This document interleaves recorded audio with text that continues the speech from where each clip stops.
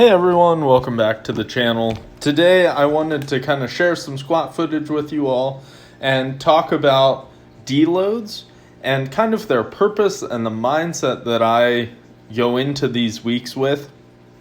I think it's very tempting to go into a deload and treat it like a week off, right? You've had all of these weeks ramping up the weights and gaining momentum. I just released a video earlier this week about momentum in training and how it can be a detriment to have the momentum going too well in your favor, because you're going to be likely to be pushing the limits of injury as well as you accumulate fatigue with all of those heavy sets.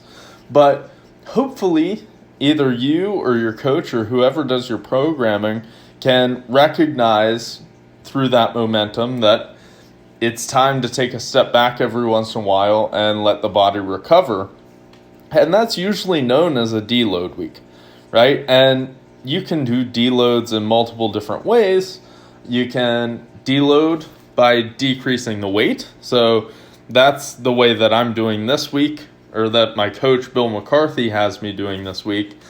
Or you could deload by lowering the reps and keeping the weight the same. And that's another more unconventional way that we tend to progress and kind of cut fatigue out, is by lowering the reps and keeping the weight the same. But this week, as we're coming up on 7 weeks out from the North American Championships, it was a good week to take that step back. Hit some PRs last week with the big 700-pound squat for sets, and then 665 for fives on deadlift. So here we are. Took a step back. It was time for a deload week. Now, my whole point of this video here is to convey to you that a deload is not simply a week off, right? And I have fallen into this trap before with my own training where, at my younger self at least, I saw a deload, I had so much momentum, I was excited to hit the heavier weights, and then for the deload week, it's kind of like this big letdown. You're like, there's no weights that I can look forward to hitting, there's nothing exciting or sexy about the training, so therefore I'm just kind of half in it. And I think sometimes people go through the motions during deload weeks. Now, there's one of two things that can happen here if you do this is, you'll notice with me, I'm working up to the top set here, we'll see in a minute, it was still 655 pounds for doubles for the squat session, even though it was a deloaded squat session.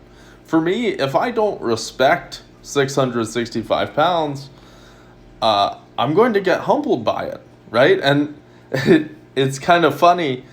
The whole reason the deload is happening is because momentum has been going so well and you've been building up that fatigue. But if you don't respect the slightly lighter weights on a deload week, then you might hit a wall. And if 655 moves terribly on this deload week, then that could kind of reverse the course of your training momentum, where you get in your head, you're like, am I weaker this week? What's going on? Why was that so slow? And in reality, it was simply because you just weren't taking it seriously enough. Okay, so especially as you become a higher lifter and the absolute loads get higher for your sets, it's more and more important to take the deload seriously.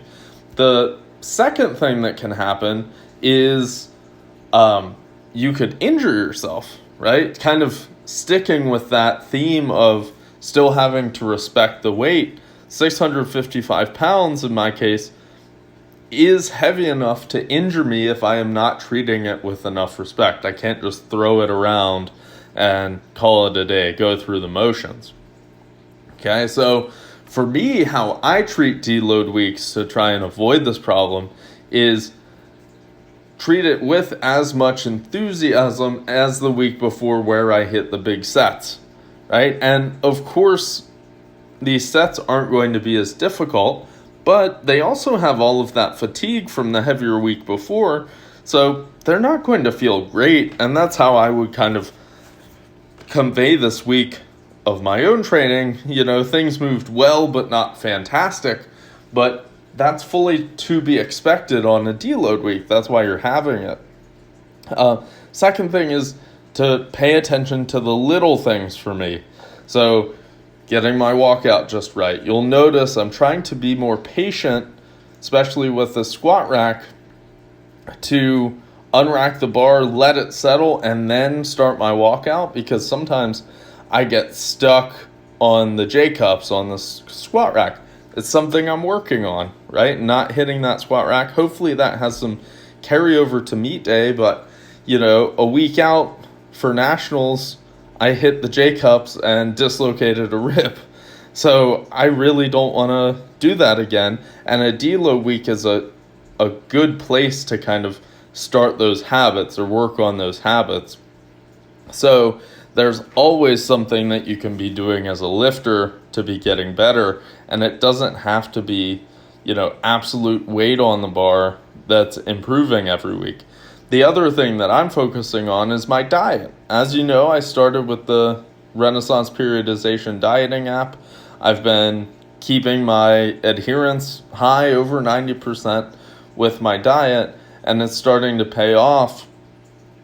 And with a deload, I can just kind of refocus some of that attention elsewhere from the heavy weights.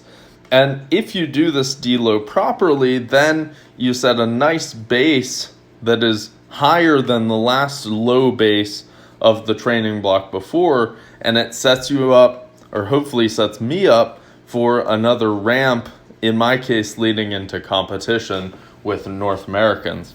So I would expect this to be probably the last major deload before competition. We might have one more kind of week where we step it back. We tend to a few weeks out, but I would expect this to be my new base, and then we kind of wave in from there and start hitting some big weights. Okay? So overall, those are kind of my thoughts on treating deload week with authority. I've just been burned too many times with coasting into a deload week, and hopefully you all can take some wisdom from my past mistakes and use it for your own training. So if you would go ahead, drop a comment down below. I'm interested. Do you tend to deload by dropping the reps and keeping the weight the same? Or do you like to drop the weight, as I'm doing here for this deload week, and kind of let some of the fatigue run off that way? So I'm interested to see how you all approach training in that way. Please like and subscribe as always. Thank you for watching until now. And until next time, happy lifting.